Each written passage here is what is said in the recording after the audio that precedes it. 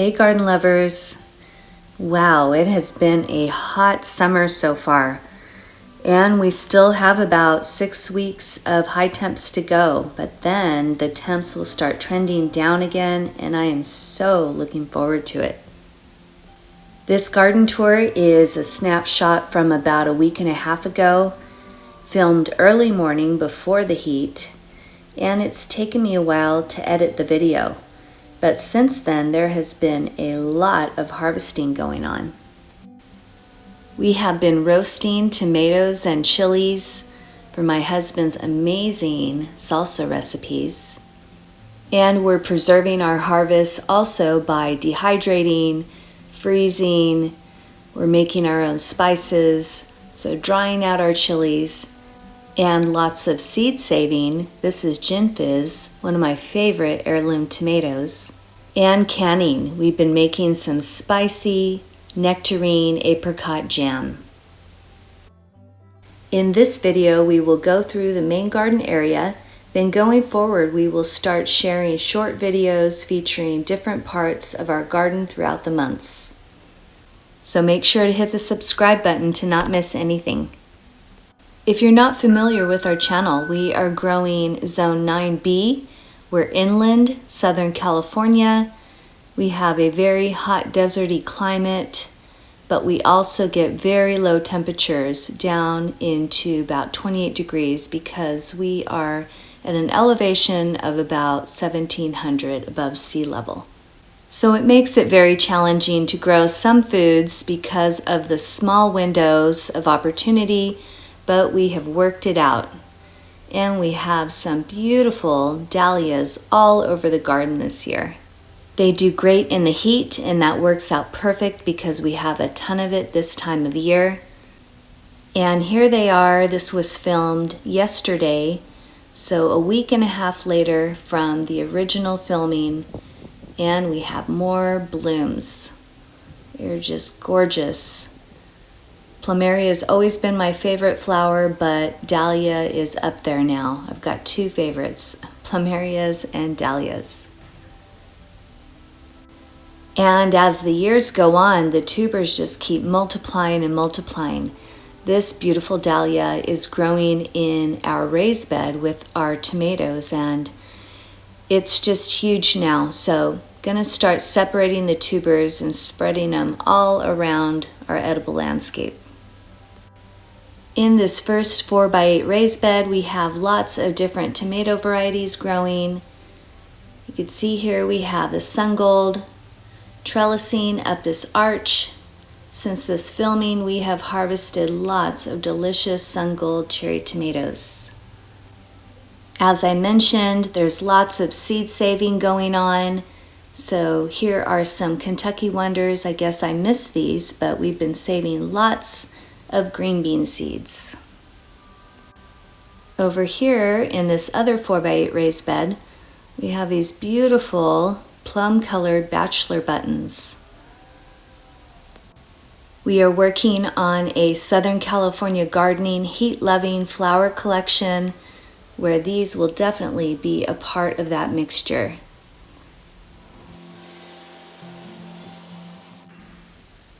And in the rest of this bed, we have some room to start sowing some fall veggies. We already started some kohlrabi. We've been succession planting our kohlrabi. We had some little baby white butterfly caterpillars chewing at these guys, but since then they are gone and the plants are doing great. Typically, we have a raised bed where we grow most of our onions, but we always have leftovers, so we just pop them in throughout all the other raised beds. We're getting ready to sow some more radish seeds, and that will be in our August video of what we're planting, sowing, and growing. But this is my new favorite radish variety, Bacchus, from Johnny Seeds. So let this one go to seed. I'm definitely going to be growing these throughout the cooler season.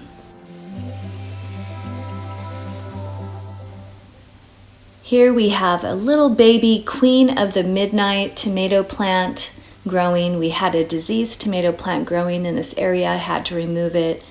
So sowed some of these seeds. It may be too late. We might not get any fruit from that variety, but I'm hoping we do because I really want to try that variety.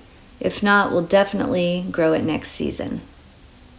Here's another new tomato variety we're trying this year, purple calabash. I'm editing this video on August 6th, so we're just starting to get some fruit ripening. Very excited to try the flavor of this variety. The description says purple calabash is often compared to red wines such as Cabernet. The taste is rich and full of old-fashioned tomato flavor with just the right blend of sweetness and acidity. Back in the first bed that we stopped at, we have a beefsteak. Here we have what I call the new black beef, and it was a cross from last year, a black beauty growing next to a beefsteak. We'll be trying these guys out probably in the next week. At the base of the tomato plants, we have some baby romaine lettuce heads starting out. And here we have a black brandy wine. It'll be the first time trying the flavor of a black brandy wine. Really excited about this one. We got some bolted lettuce back behind the tomato plant. It never goes to waste. We harvest and throw it in the chicks' run. They love snacking on fresh lettuce. And this one is called a true black brandy wine.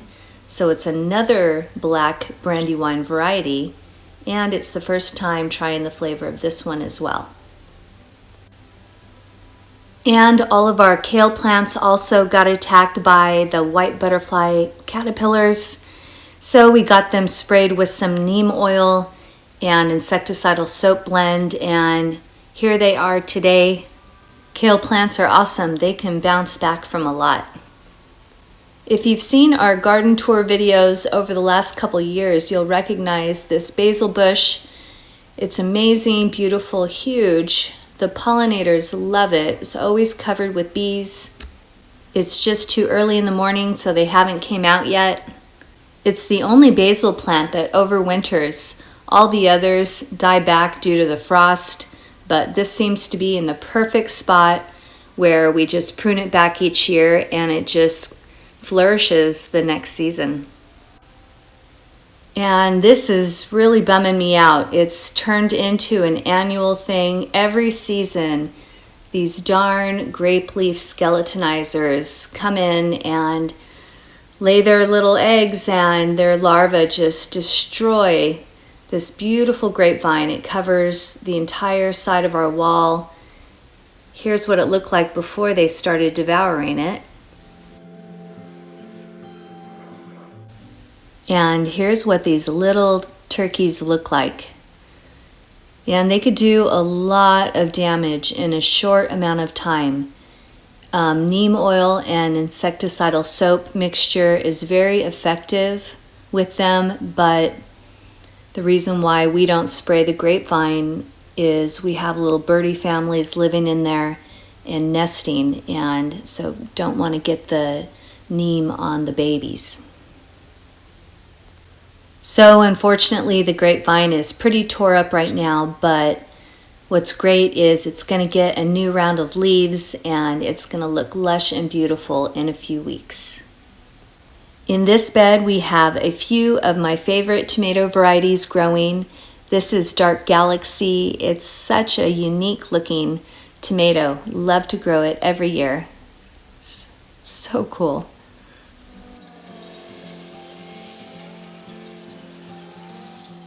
At the base of our raised beds, we have a lot going on. Here's some tree collards popping up from a previously harvested tree collar. It'll just keep growing baby greens. And here is a beautiful little dahlia. Can't wait for that guy to open up. This one's also in my top 10 heirloom varieties. This is Carbon. If you follow us on Instagram, you probably saw the harvest video.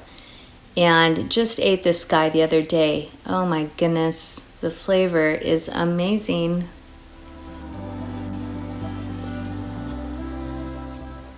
In the front of this bed we have some beets growing. We grow them in little bunches. We don't thin them, so basically just sprinkle a few seeds in a little pile, cover them lightly, and they just push each other out of the way as they grow. Here's a new chili variety that I'll be trying for the first time in probably about a week. It's called Sugar Rush Peach by Baker Creek, and description says amazing fruity flavor with some fire. We're working on a chili pepper garden tour, so if you love chili peppers, you're going to want to check that out. We'll be going over our favorite varieties of the season. We're growing Paul Robeson this year, seeds from Baker Creek. The description is this famous tomato has almost a cult following among seed collectors. Amazing flavor that is distinctive, sweet, and smoky. And I got some just starting to ripen.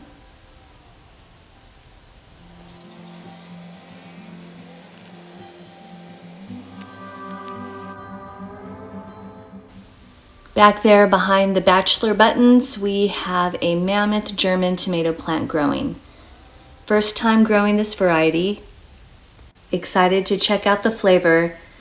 Description is heirloom variety from the 1800s, huge beef steaks, and high sugar, high acidity, excellent flavor.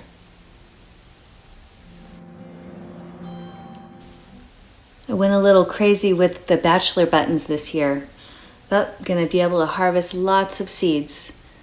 Back here we have a jalapeno hiding. So once I get these bachelor buttons deadheaded, this guy will get some more sun and start doing better.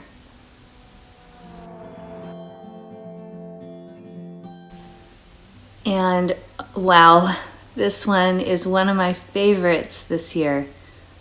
Look at that beautiful, beautiful dahlia. I searched around for the tag and I can't find it, so I'm gonna search through my cottage. I know I have the packaging for all the dahlias that I added this season, but I have to grow this one all over our edible landscape. I'm gonna be adding it everywhere.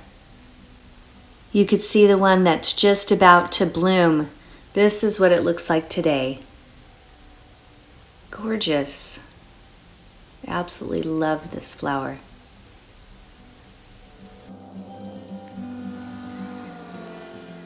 And we have more beets hiding down there, and another top 10 favorite variety, Kellogg's Breakfast. Love this tomato. They should be ripening very soon. And back there is a shot of the overwintered basil bush. It's huge. It's beautiful. The bees are going to be all over it very soon.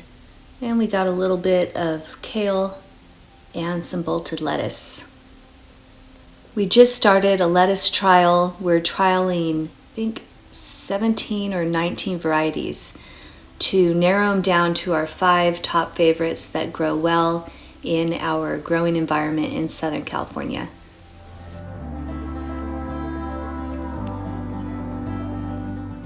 Here we're saving seeds for one of the most beautiful dark crimson hollyhock colors I've ever seen. Got to get these guys cleaned up and put away. I don't know if I've mentioned it yet in any of our past videos, but Baby, the hummingbird that's been living here for a few years, appears to be gone. I came out one morning and her nest and the branch that she was nesting on was on the ground. But her daughter, so Baby's baby, is now living here, and she loves these trumpet flowers. We harvested most of our potatoes, and it looks like I missed this bucket. So these are the Magic Mollies, my favorite potato variety. Beautiful black, purplish color, full of anthocyanins. I would argue it's probably the healthiest potato that we can eat. I'm very excited. My husband is building one more bed. We could fit one more growing bed next to our casita, and that is going to be the future potato bed year after year. First time growing gourds, and man, they have some beautiful blossoms.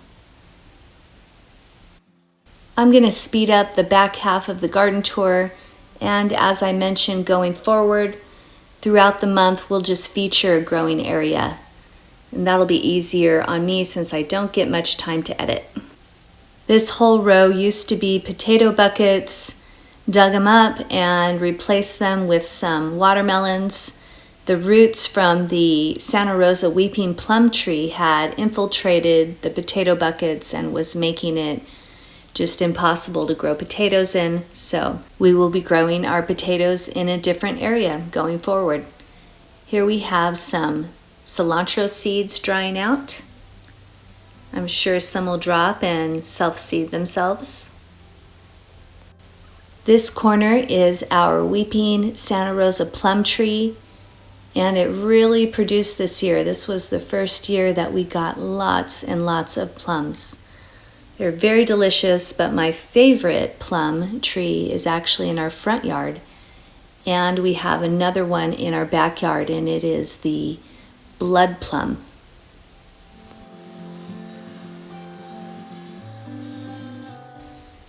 In this whiskey barrel, we recently planted some blue turmeric root that we got from Baker Creek. That's going to be a super cool variety. My mom has a great recipe for a drink that helps with inflammation.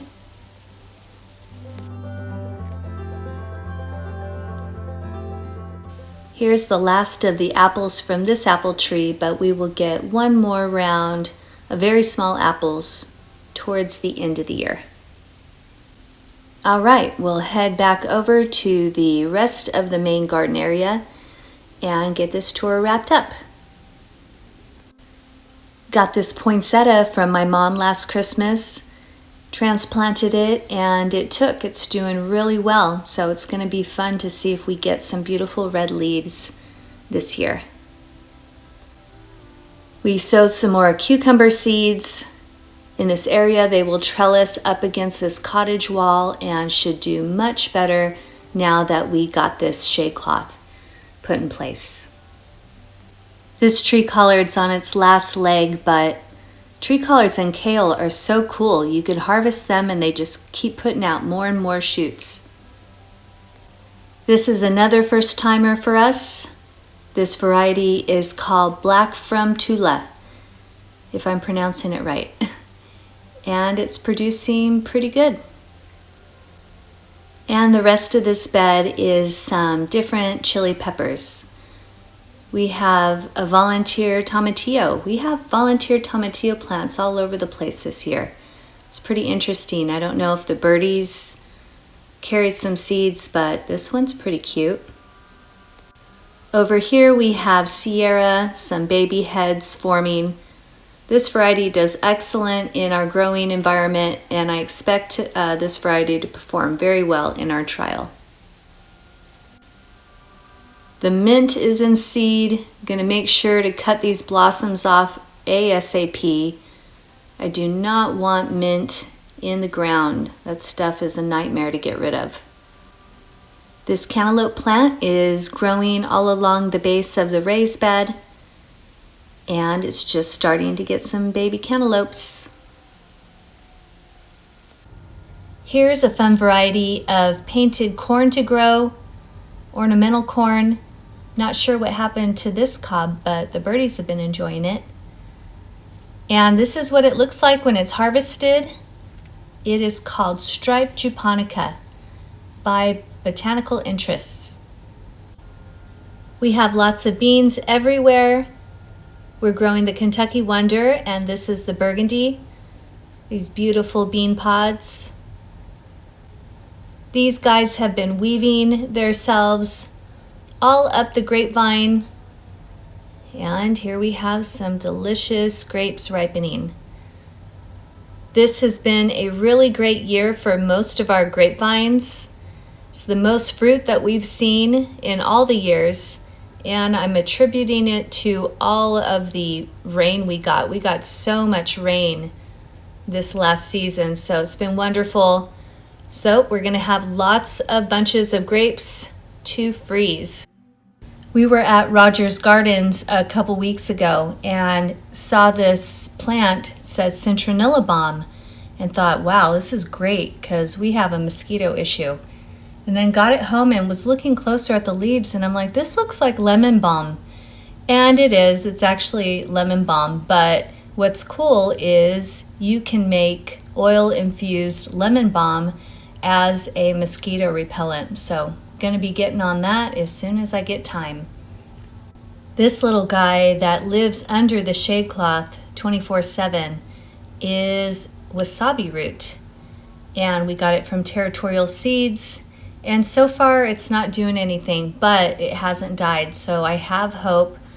We'll see. It's the actual real wasabi, and reading about it, it's pretty difficult to grow, so we'll see if it will survive in our hot deserty climate. Here is our tomatillo bed.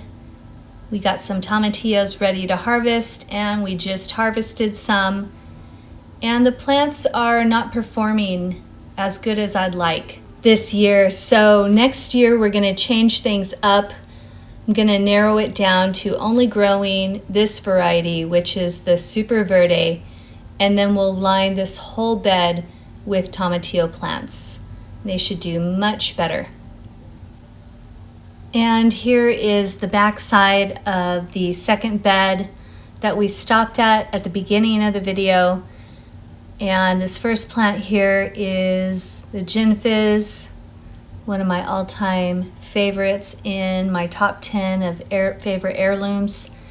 And we also have the back side of the purple calabash. We got some chili pepper plants that have been neglected. Got to get them a compost tea water. And this is a new variety of chili pepper we're trying this year. This is the Aji Mango. So we have the Aji Rico growing all over the place. It's Jet's favorite chili, and excited to try an Aji Mango. We have a couple of volunteer tomato plants that popped up in between these chili pepper plants, and I'm so greedy. I just want all the tomatoes, all the chili peppers, so I didn't pull it, even though I should have. But I've been dying to know, what variety is it? And it's getting close to being able to identify. At first I thought it was an eclipse, but maybe not. So we should know which variety it is in about a week. And I always grow a couple of husky cherry tomatoes because they're so dependable, and they'll give us tomatoes all the way into Thanksgiving. So we will probably always grow the husky cherry tomato unless we find a variety that just outperforms it all the way into the early winter months. And if you have a recommendation, I would love to hear it. Drop me a comment. Another one that is a great performer in our environment is the Sweet 100, and that's this guy here. You could see the stripped stem that I'm moving. This guy was getting munched on by another tomato hornworm. You could see here a tomato partially eaten. Over here we have some carrots. I've really gotten lazy with the carrots. I just sprinkle seeds in this bucket and move the soil around and don't thin them. I think it was Epic Gardening, and I just caught a little clip one day, and he was saying something about, like, let's get real, we don't thin our carrots. It was pretty funny. So anyway, not thinning the carrots, and we get these little baby carrots. This is a beautiful purple haze. And we're not doing much in this 4x4 bed, but we are getting ready to prep it. Soon we'll be adding a bunch of compost into the soil, and some of our cool season veggies will go in here.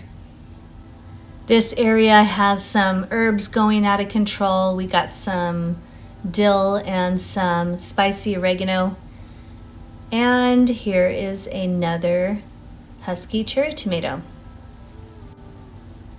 All right, we're on the final stretch of this garden tour. Stop off and look at this beautiful sunflower. Most of the sunflowers growing around the landscape are volunteers planted by birdies chewing on the seeds. And here is a chocolate Cosmo. And it did overwinter here, and we have lots of seeds because it's an amazing variety. Definitely going to grow it every year. It smells faintly of chocolate. Super cool. We're not going to go into all that's growing in our double raised bed, double cattle panel. We'll save that for another video, but we'll just check out this beefsteak. It's producing very well. It's got tomatoes just all over the place, but it did get some type of disease on the leaves, so been removing the foliage and just going to be picking these guys as they ripen. Great producing plant. We'll definitely be saving seeds from this one. And here is another new variety we tried this year. It's called the New Early Girl, and it's doing terrible, and I've definitely identified the reason. The soil is just extremely dry, so apparently we need to do some work to improve the irrigation in this whiskey barrel, and we'll go ahead and save the seeds and try that variety again next season. And all down this pathway we have lots of food growing, mostly asparagus. We have some 3-year asparagus growing along the fence line, and in this L-shaped planter, this is 2-year purple asparagus. And it doesn't look purple just by looking at it, but when the young spears pop out, they have a purple tint, and they're actually so delicious. They're my favorite. They are more tender, and I just really enjoy the flavor over the green spears. There's some growing in that side of the planter bed as well, and we have some chili pepper plants intermingled, but I'm sure by next season we won't be able to fit any chili pepper plants in here because the asparagus roots will take over. I just love how when they mature, they kind of take on a fern appearance. All right, that's it for now. I hope you enjoyed the walk through our garden. Drop us a comment below. We'd love to hear from you and what area you're growing in. And next video coming up will be our top favorite chili peppers of the season. And this is one of them. I just love the purple blossoms on the Chinese 5-color pepper. It turns all kinds of different beautiful shades, and man, it is super hot. What a beautiful creation. And then that always makes me think something doesn't come from nothing. All right, I hope you guys enjoy your week and enjoy your garden.